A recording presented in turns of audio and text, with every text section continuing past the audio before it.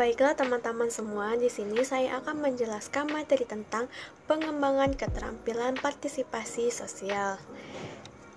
Pengembangan kepekaan sosial, di mana secara harfiah istilah kepekaan yaitu berasal dari kata peka, yang berarti mudah merasa atau mudah terangsang, atau juga sesuatu kondisi seseorang yang mudah berinteraksi terhadap sesuatu keadaan.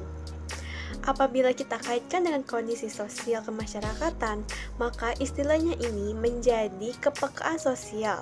Ialah kondisi seseorang yang mudah bereaksi terhadap masalah-masalah sosial atau kemasyarakatan.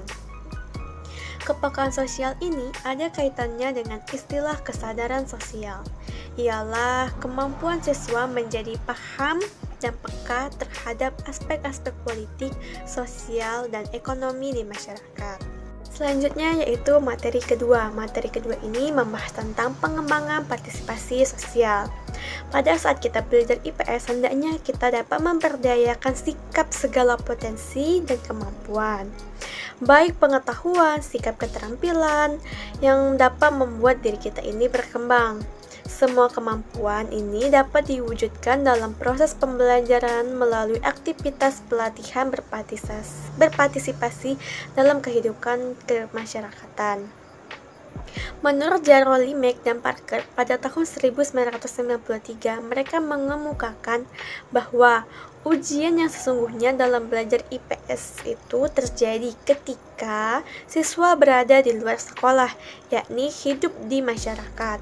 Apabila sekolah memberikan wawasan baru kepada siswa, meningkatkan keterampilan atau kesadaran dan kepekaan yang tinggi tentang masalah-masalah kemasyarakatan, maka sejak dalam proses pembelajaran di sekolah, para siswa perlu diperkenalkan sebagaimana perilaku di luar sekolah, baik sebagai anak-anak maupun sebagai orang dewasa. Pada model pembelajaran partisipasi sosial sangat dianjurkan untuk diterapkan oleh para guru IPS, khususnya dalam mengajarkan konsep yang memerlukan keterampilan. Selain itu, konsep yang diajarkan di kelas memiliki banyak kegunaan praktis bagi siswa. Meskipun demikian, pembelajaran partisipasi ini hendaknya didukung oleh guru yang memiliki mobilitas yang cukup tinggi dalam kancah realita kehidupan atau memiliki relasi dengan masyarakat atau orang tua siswa. Menurut Kosasih Jahiri pada tahun 1979, ia mengemukakan bahwa beberapa keuntungan dan hal-hal yang perlu diperhatikan dalam menentukan kegiatan partisipasi sosial yaitu ada beberapa hal. Yang pertama, bahwa kegiatan kemasyarakatan itu yang melibatkan siswa biasanya memiliki kegunaan timbal balik bagi siswa maupun bagi masyarakat setempat. Yang kedua, bahwa kegiatan tersebut akan mendapat bantuan atau dukungan dari pihak lain sepanjang kegiatan itu bersifat positif.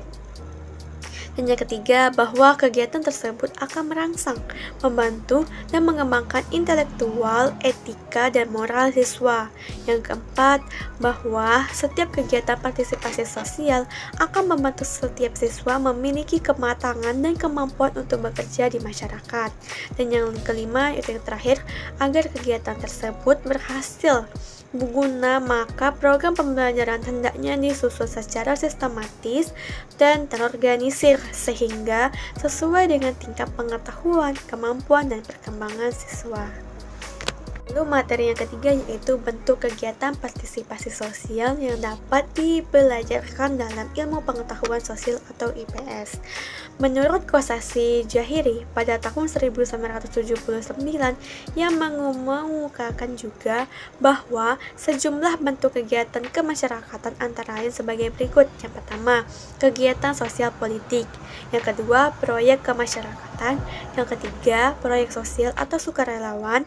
Yang keempat, studi kemasyarakatan. 5. Permagangan. Dan yang keenam, program model.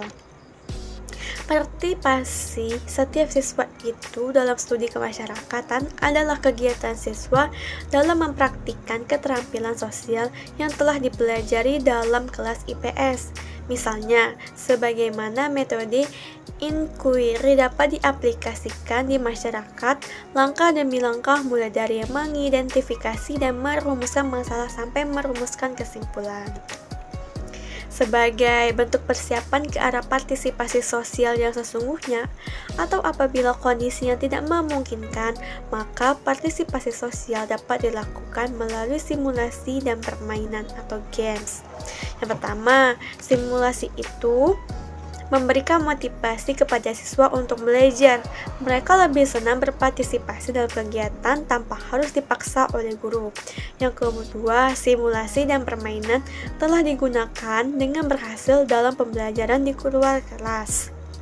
Yang ketiga, simulasi dan permainan sangat efektif bila diterapkan untuk mengungkapkan sikap dan perasaan siswa atau hal-hal tersembunyi yang ada dalam diri kolbu seseorang.